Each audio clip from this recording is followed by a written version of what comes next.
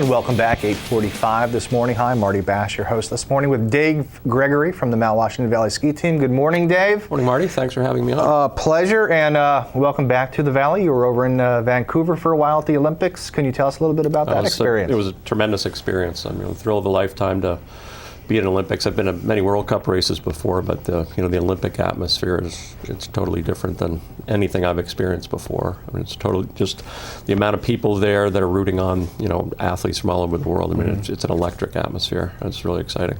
And of course, we have Conway's own Leanne Smith, yep. And she did well, 18th and 21st for her first Olympic experience. What was that like, being there and seeing her so close? Because you've known her for several years. It was tremendous, and it was a great experience for both of us. To see an athlete you've worked with for over 10 years, make it to the Olympics and compete well. As you said, she was 21st in the combi, which is a downhill run, and run a slalom. She skied really well in the slalom. It was a little bit of a disadvantage for her in the downhill, not having been in the downhill the day before, because the track was extreme, very bumpy, a lot of shade on it. So you could see the girls that had been on that hill the day before had a little bit more comfort level. But she still skied well. She had good splits up top. She made some mistakes on the bottom. It slowed her down a little bit. But then her run of slalom was exceptionally good, so good that she almost got a start in the slalom on Friday. And then the Super G, she skied extremely well up top where I was standing.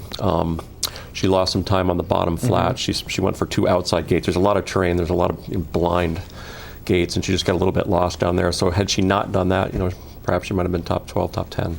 And also, when you see the media coverage of the Olympics, initially it's everybody getting their handouts of coats and right. jackets, and then there are the parties, and you hear about the Netherlands House and the USA. Right. How is it for a young person, in whether it be the late teens or early 20s, to be in this atmosphere of there's so much going on around them, plus the race of their right. lives? It's easy for them to get caught up in the whole atmosphere. I mean, Leanne was pretty dialed, and she was a little disappointed not to get the downhill start.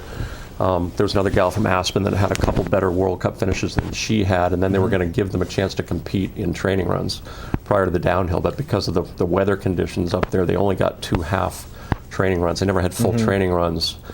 So she never really got an opportunity to compete for that spot. So she met with the coaching staff and said, hey, I'm not up here for the free clothes. I'm not up here to do interviews with MTV. I'm here to medal, and downhill was my best chance to medal. And speaking of a medal and speaking of downhill, yesterday was an incredible day for Leanne Smith. Though everybody's focused on the Olympics, she won a U.S. title yesterday. Yeah, she left last Sunday morning to go to Aspen, did the NORAMs, and then they had the downhill portion of the U.S. National Championships. The rest of it's going to be at Lake Placid next month. And her whole plan leaving Vancouver was to go win that downhill. And she did. And she did, and the two gals that she beat were the two girls that had the spots ahead of her at the Olympics. So I texted her yesterday, I said, congratulations, and way to drive your point home. And she texted back, she goes, yeah, I had my eye on this one. So excellent. And so now she's going to World Cup. Is it reasonable to expect a top 20, a top 15? She's poised now, I think, really to get in the top 10.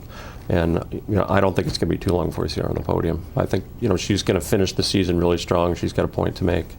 So I expect that she's healthier now. She had hurt her back at St. Moritz before the Olympics. And the courses that she'll be skiing over there, they go to Crans-Montana, Switzerland, and then the World Cup finals at Garmisch. And they're good technical hills for her. So I would expect to see her maybe do something over there.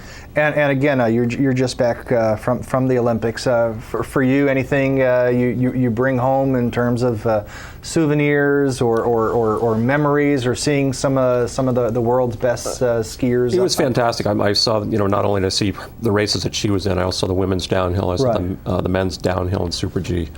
And I watched from up on the hill. I had tickets to watch in the finish area, but can't see as much of the hill to finish. I mean, they have the Jumbotron and you can watch the whole run, but there were some really good viewing areas up on the mountain where you could really see the speeds and see the terrain.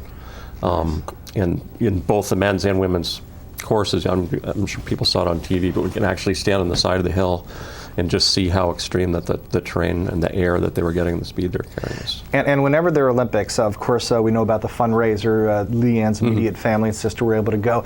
Any other Valley, New Hampshire connections over there in Vancouver, people that you saw? I ran into a lot of people. I ran into a coach that used to work for us back in the late 80s, Sean Gilmore's from Canada. I just happened to run into him in a ski shop.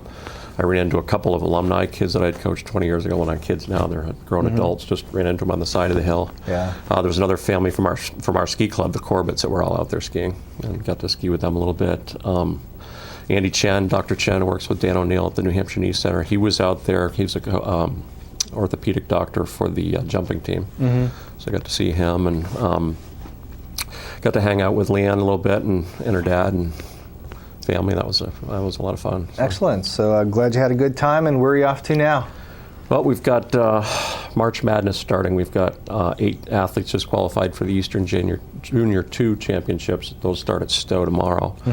There's 4 races up there. We qualified 8 kids, which was more than any program in the state, which was exciting. And then actually my son Ryan just got into the Eastern Alpine Championships. Those are at Okemo all this week. So we've got those coming up this week. And then we're hosting quite a few races at the end of the month. We've got the Eastern High School Championships that we're hosting at Attitash the weekend after next. And then we're hosting another 5 or 6 FIS races between Attitash and Cranmore. So Tis the season. It's busy. March Madness. Yes. Well, Dave, thank you very much for stopping Thanks for by. having me, Marty. And we'll be back.